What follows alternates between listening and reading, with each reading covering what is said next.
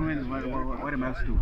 I didn't realize yourself that you've been here for close to 20 years now. Just your reaction on this moment of the I mean, it's an amazing feeling. You know, it's awesome achievement personally. You know, but it wasn't easy. You know, it was difficult. But you know, the club has always been there for me. That's what I've always said. I don't want to go anywhere. I'm happy at SuperSport because they've been loyal to me. You know, they've helped me when things wasn't going my way. You know, they stuck with me, and you know, me committing another 5 years to the team, and it's paying them back. You know, for what they've done for me throughout my career. And now when I'm at the, you know, the highest, at the top, you know, I can't leave them now. This is when I need to, you know, to help them get to the top as well. So it's an amazing achievement for me, and yeah, I'm happy. Just looking at your career, I mean, you started here playing in the academy and progressed to become a regular player with the team and former goalkeeper as well. Has everything panned out the way you wanted it to, or you still want to achieve? No, there's still a lot to achieve. I mean, I'm still young. I'm only turning 28 next week, so yeah, there's still a lot to achieve. You know, I haven't won the league yet. You know, I've won all the domestic cups, but you know, and played in the Confed final. You know, and I've played at the AFCON. You know, so there's still a lot to achieve. You know, I still want to win the league. You know, and play another AFCON. You know, and be there next year. So yeah, there's still a lot to achieve, and there's a lot that I'm looking forward to. You know, so. It hasn't been easy, it's been tough, you know, but you know, the transition from academy to first team, you know, was very easy, was smooth, you know, because Coach Gavin at the time, you know, he would, if you're 16, 17, you know, he would allow you to train with the first team, and that helped me, you know. So when I was 18 and I started playing with him, you know, it was easy for me to shout at someone like Morgan, Bongani, you know, Tabu, because you know, I was used to them, you know, because I was training with him, you know, since I was 16, you know, for the past 2 years. So you know, that transition was easy, and you know, working with someone like Gavin, you know what he wants. You know, he just wants you to work hard and stay focused, and it was easy, you know. So yeah, it was a good start to my career, and then obviously, you know, there was a lot of downs as well. But like I said, you know, those things made me what I am today. Obviously, you've signed another 5-year deal with SuperSport United. What will it take for you to move away from SuperSport? Will you perhaps move overseas, or will you be tempted to join all the big teams in South Africa? No, locally, nothing. I mean, like I said, you know, always, my blood is blue, you know, I won't change, you know. I mean, I don't think any of these clubs want me because no one's ever called me or said anything to my agent. The only team has been SuperSport, so I'm happy here. They're the only team that wanted me. I mean, when Stan came to me when I still had 3 years left on my deal, he said, I want to give you a new deal. I mean, you know, I was shocked, you know, but that just shows, you know, they're happy with me and they want me to be here for the rest of my career, and you know, I'm happy to be part of this team. I don't see myself leaving only overseas. If anything comes, gladly I'll take it, and that's what the CEO said as well. Anything overseas, I won't stand in your way.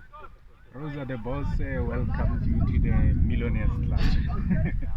How did SuperSport change your life in all the years you've been here?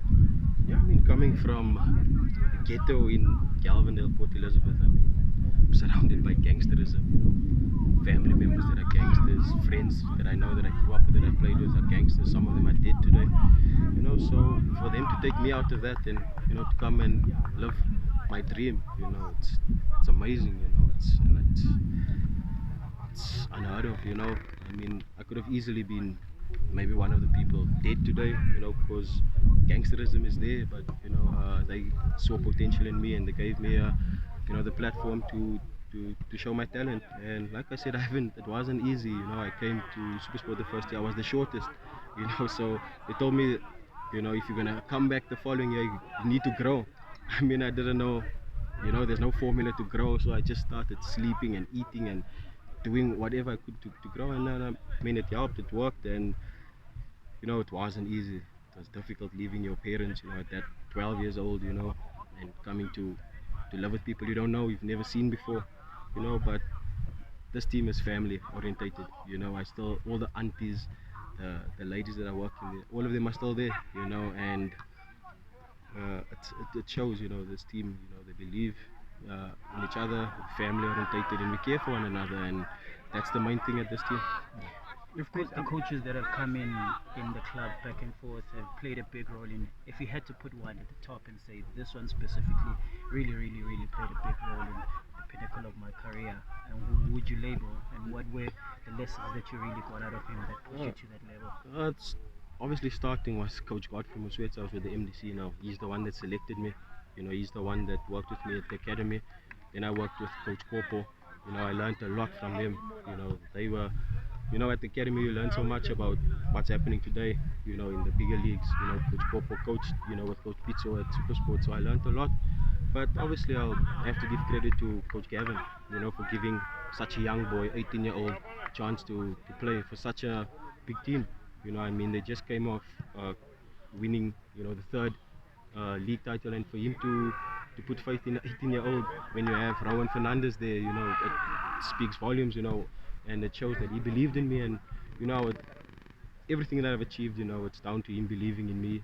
You know, it could have been, you know, I could have been like a lot of the other academy players who are nowhere today, you know, who did not want to play Gavin and football, you know. So but look where I am today, more than 300 caps for this wonderful team, playing for Bafana.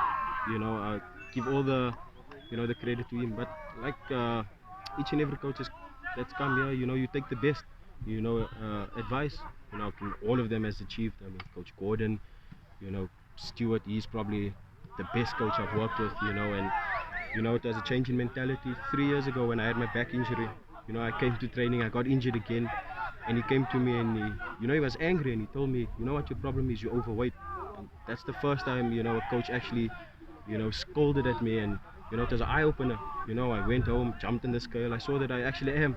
And that's when I started working, and for the past 2-3 years, you know, I've played every single game for SuperSport, and I haven't missed, you know, any trip with Bafana as well. For the past 2 years I've been there consistent. So you know, credit must be given to him also for that eye-opener that he gave me that time, you know. And I've been working hard, looking after my body, you know, and that's the main thing these days. The goalkeeping landscape has shifted a bit now in South Africa, with Kune having been out of the picture for some time now. Do you think this is your chance now? I mean, coming off the AFCON and the games that I've played now in this past few months, you know, I think I've put my hand up, you know, finally.